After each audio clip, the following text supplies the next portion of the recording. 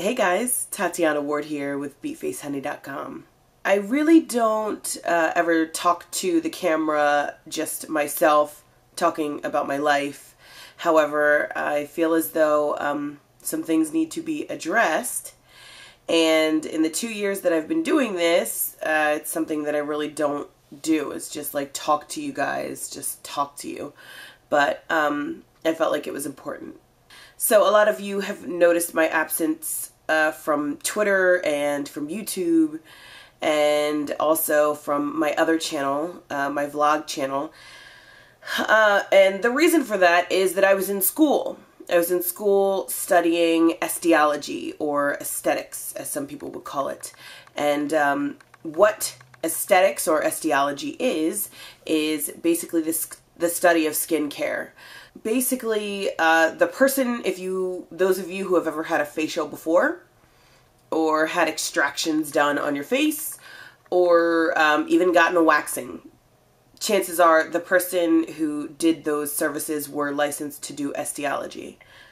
It was not a very long course, but it was very excruciating because I was waking up at like 7 a.m. and you guys that watch my other channel, I'm Not My Makeup, are familiar with my really good friend Jamie. She and I did it together. We got licensed together, and it was pretty grueling. We were waking up at 7 a.m. We were going to school and getting to school by 9 o'clock, and we were in school all day till 4 o'clock for about, it was a 10-week course.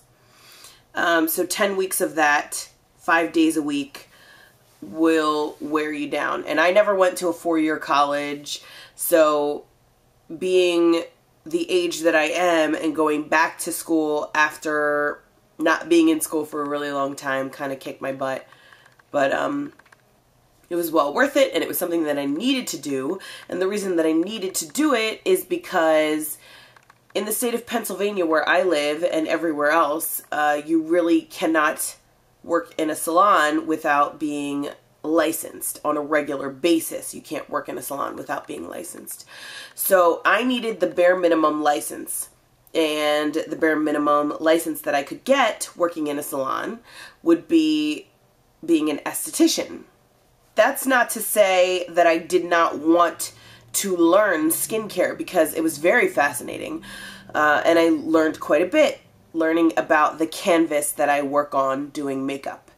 And now that I have that license, I intend to go further and work in a salon and try to establish myself in a salon here in Philadelphia, where I live.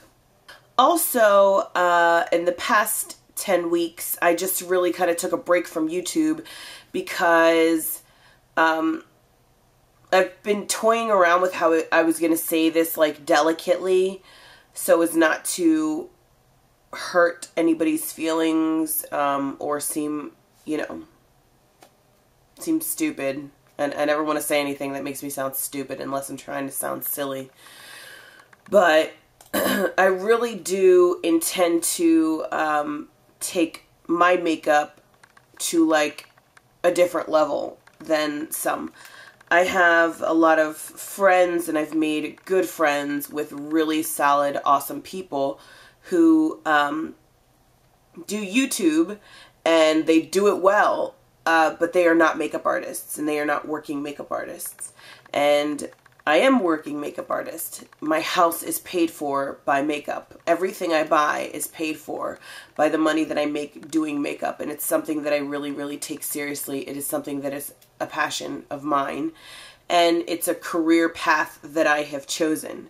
So although YouTube is extremely important to me, I still have to look at the bigger and whole picture. And the whole picture for me is learning and getting into a salon or a spa, and potentially someday making my own salon or spa. That's way, way, way down the road, but it's something that I have to learn. So in this learning process that I'm going through, unfortunately, my time is it's just taken over. again, what I do is makeup, and how I make my living is makeup. I freelance all around the city of Philadelphia and wherever else in the surrounding areas I'm needed, be it Delaware or Jersey or New York or whatever. I'm constantly every day doing makeup. And to go to school and then also to do makeup at night was like super stressful. It was like I had no time. So something had to suffer, and what was going to suffer was YouTube and Twitter, and I didn't have time to be on my phone. I knew that, and Jamie and I both, you know, my friend that I went to school with, we knew we were gonna bust our butts to try to get the makeup up so we can go to school. So that's what we did. We hustled really hard. We got up the money. We suffered and struggled in a lot of areas, other areas, our social lives and with our friendships and our families, not speaking, because we were so focused on making money so that we could be able to go to school. So, and believe me, it's not a lot of money. Going to school and getting this license only cost us about $4,500.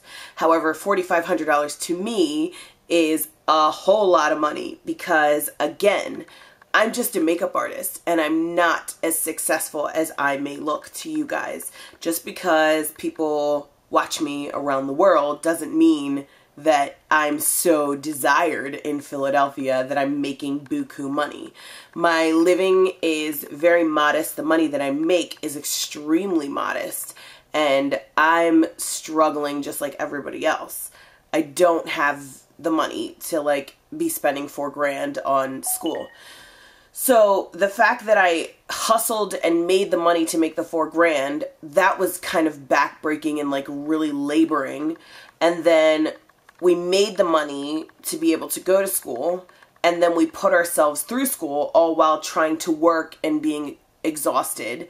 And then now that I'm out of school, I'm trying to get a second job aside from what I've been doing to make money to begin with. So I have mentally prepared myself as best as I could to make this transition and put myself through school. So, yeah, I put you guys absolutely on a pedestal and you mean so much. However, I can only put so much of my physical self out. Also, the time that I have spent away,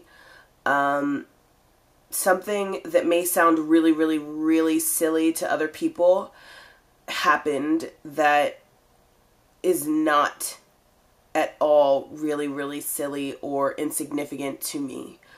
And it all coincides with the direction in my life that I'm going. Whitney Houston passed away, and I just can't even begin to express or say the effect that that had on my life. I was working when I found out that she had passed, and there were girls in my chair, and I was extremely busy doing makeup, and I couldn't step away or really like even gather myself, but I was literally like holding back, choking back tears, thinking that Whitney Houston had died. Now, the reason that this was so important to me and why it is so like fundamental and symbolic in my life is because for the better part of my life, I was a singer. And you guys see me singing these songs on YouTube when I make up my little intros or whatever, and you think, haha, that's cute. But at one point in my life, singing was everything to me, and it still is, in many facets. And the greatest relationships and friendships that I have come out of music, and it is my greatest love of all. Yeah, but music was everything to me. And Whitney Houston was, if anybody has ever taught me how to sing, it was Whitney Houston when I was a child. And, you know, that love of music was planted in me from childhood. My father, who was a jazz musician, and my mom, who was a lover of top 40 music, and they allowed my sister and brothers and I to listen to whatever music we wanted to. And being biracial, my mom listened to a lot of top 40, my dad listened to a lot of jazz and even hip hop and, you know, all kinds of, we had such a mix going on. But me, I just naturally latched onto, and one of my older brothers latched onto really wanting to do music. And the Christmas that The Bodyguard came out, I will absolutely never forget that my brothers each got a set of turntables, which was like mad cool. And my sister and I got the Cabbage Patch dolls that you could crimp and curl their hair. Like they had like wire, those Cabbage Patch dolls that had like wire in their hair, and they came with like tools that you could like curl the hair and crimp the hair. And my mom hand made us, my mom is a banging seamstress. She made us these little bunnies, these dolls. And they were super cute. She made them by hand, and it was really special. And we got rollerblades that year. And we also got tickets to see Disney on Ice that year. And I didn't care about any of it. All I wanted was the Bodyguard soundtrack. And I got it. And it was like, yes, God. Oh, God is so good. Thank you for the CD. Or it wasn't a CD, it was a cassette tape. And it didn't change my life because I already knew that I wanted to be Whitney Houston when I grew up. But, I mean, the way you guys see my hair styled, like the big blonde curly hair, I distinctly remember seeing Whitney Houston as a child and thinking, I want to be her. I want to be her when I grow up with the big blonde curly, I want to dance with somebody hair. And, you know, the Bodyguard soundtrack, I spent hours and hours and hours rewinding and fast forwarding and trying to figure out how I could possibly ever someday sing like Whitney Houston. So, fast forward a few years, I had a record deal. I lost a record deal. I did American Idol. I lost American Idol.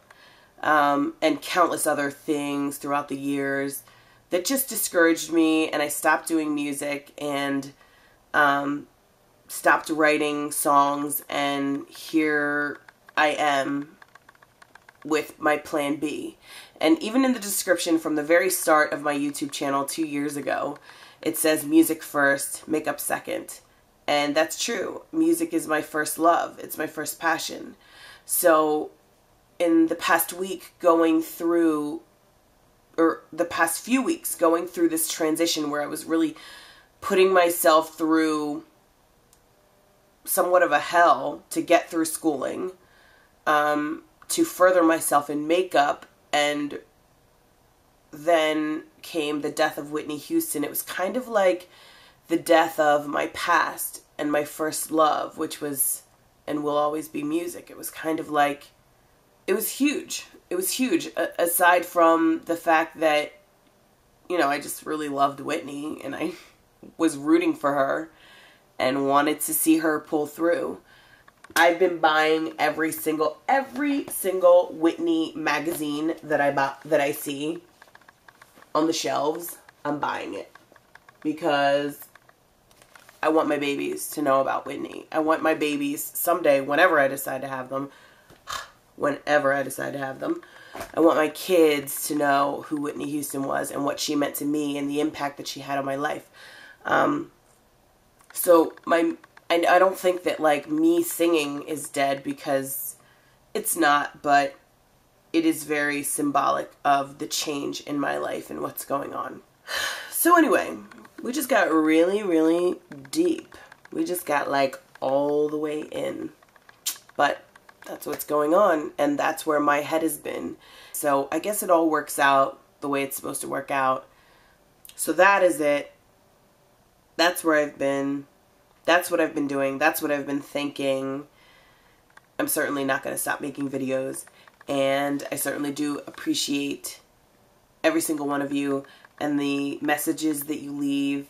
And your presence has been so positive in my life. And I hope that my presence has been positive in yours as well.